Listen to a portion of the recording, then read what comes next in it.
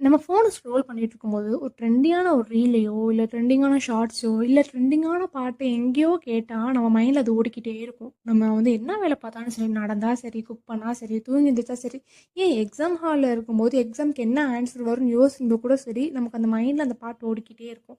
இது பேர் என்னன்னு தெரியுமா? இதுதான் வந்து earworm or song stuck syndrome அப்படின்னு சொல்லி சொல்றாங்க. இது எதனால நடக்குது அப்படின்னா, நம்ம ஒரு சாங்க ரொம்ப ஷார்ட்டா கேட்டுக்கனால, அது லூப்பா நம்ம பிரெயின்ல இருக்க டெம்போரல் லோப்ல ஃபோனோலாஜிக்கல் லூப்பா இருக்கிறதுனால நம்ம நடக்குது.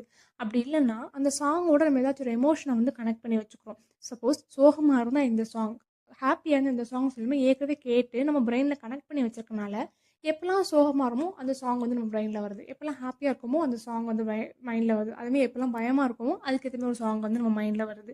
ஸோ இது வந்து எப்படி நிறுத்துறது அப்படின்னா, நம்ம வந்துட்டு அந்த சாங்கை ஃபுல்லாக கேட்டாலே போதும். மைண்டில் எந்த சாங் லூப்பாக ஷார்ட்டாக ஓடிக்கிட்டு இருக்கோ அந்த சாங்கை ஃபுல்லாக கேட்டாலே போதும். இல்லை நமக்கு இன்ட்ரெஸ்டிங்காக இருக்க வேற ஏதாச்சும் ஒரு ஆக்டிவிட்டியில் என்கேஜ் ஆனாலே போதும்.